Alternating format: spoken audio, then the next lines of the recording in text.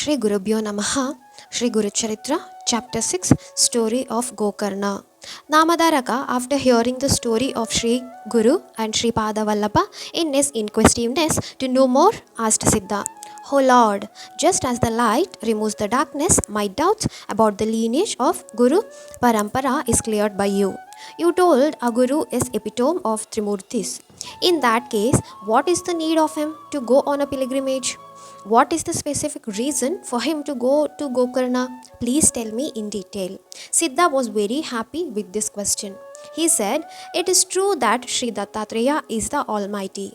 Still, he undertook the pilgrimage not for him, but to show the saint the path of salvation and to guide ordinary human beings like us on prayers, yoga, and importance of pilgrimages. Let me tell you the interesting story behind his desire to go to Gokarna. Pulastya, a Brahmaputra, and his wife Kaikeshi were ardent devotees of Lord Shiva. They would partake food only after their Shiva puja. One day they could not find any Shivalinga for their worship. They made a linga out of clay and worshipped it. Ravana, seeing his parents worshipping a Shivalinga made out of clay, he felt sad and said, "It is very unfortunate that while your sons are brave and wealthy, you are worshipping Lord Shiva made out of clay." His mother told, "O son, if one worships Lord Shiva daily without break, he can reach Kailasa, the abode of Lord Shiva. Since we did not get any Shivalinga today, we are worshipping this linga made out of clay." Hearing this, Ravana, who is proud of his strength, told his mother, "Mother, don't worry. You need not to suffer like this. I will bring Kailasa along with Lord Shiva to Lanka for you to worship." Saying so, he went to Kailasa. Using his 20 hands and all his strength, he tried to uplift Kailasa. This resulted in the seven seas rising very high. The entire universe was trembling. Adikurma, which holds the earth, was shivering. Adishesha raised its hood. The Devas were afraid. Goddesses Uma Maheshwari rushed to Lord Shiva and said, "My Lord, it seems that a total destruction is in the offing. Why are you silent? Save us all." Lord Shiva pressed his left toe on the ground slightly, and unable to bear the weight of Kailasa, Ravana was being crushed. To express his gratitude to Lord Shiva, he made one of his head as the base of Veena, one shoulder as its stem, and the intestine as the string, and started reciting Samaveda with utmost devotion. Lord Shiva was pleased with his recital and presented himself before Ravana and was ready to offer any boon that he wished to have. Ravana prostrated to Lord Shiva and said, "O Lord, what can I seek from you? With your blessings, I have Lord Brahma as my astrologer. Goddess Lakshmi works in my palace. All devas await my instructions. Agni Bhagavan was the launderer. My son has won over Lord Indra. My brother Kumbhakarna cannot be won by anyone. I have 6 crore years of life. I came here only to take you along with Kailasa so that it will be easy for my parents to worship you daily." On hearing this, Lord Shiva said, "If that is the case, you don't need Kailasa. I will give you Atmalinga, which is more precious than Kailasa. You should worship this thrice a day. Besides performing Rudrabhisheka, you have to chant Shatakshara mantra 108 times daily. If you perform this continuously for 3 years, you will be placed equally with me. Immediately on seeing this, your sins will get reduced. Those who have this will not have the fear of death.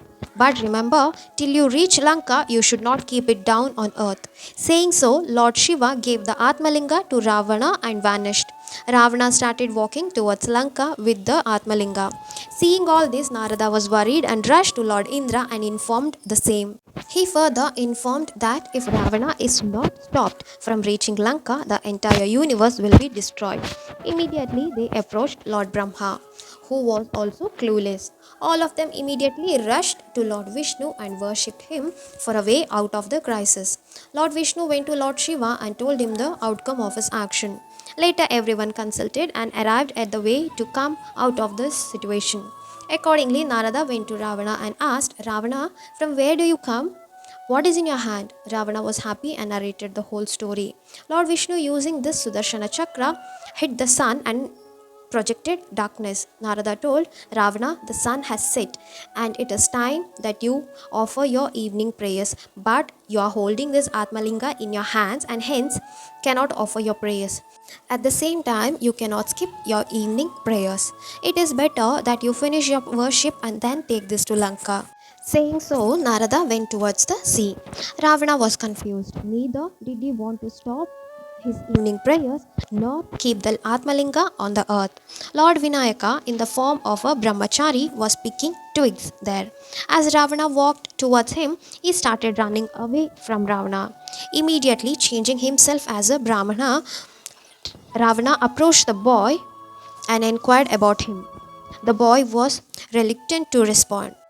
Ravana, after much persuasion, convinced the boy to hold the Atmalinga till he returns from his prayers.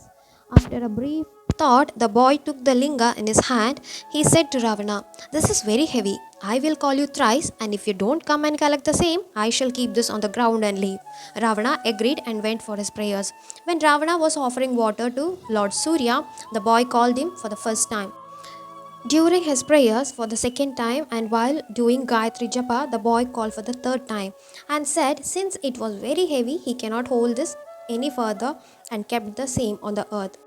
After his prayers, Ravana came running only to find that the linga was placed on that ground. Ravana tried to lift the linga from the ground but could not succeed. The linga was known as Mahabaleshwar. In his effort, due to the pressure created by Ravana's hands, the side portion of the linga extended like the ears of a cow, and hence this place was known as Gokarna, cow's ears. Since Lord Shiva is present here with all his parivars, this place is also known as Bhu Kailasa. All devatas worship Lord Shiva here and fulfilled their wishes, and this became a holy place. Thus Siddha told Namadaraka. It is very auspicious to chant Sri Guru Charitra in Gokarna. If one cannot chant the entire Charitra, he should chant at least this chapter. Let us wind up for today, and tomorrow we'll see chapter 7, the story of King Mitra Saha. Om Shri Sai Nathaya Namaha.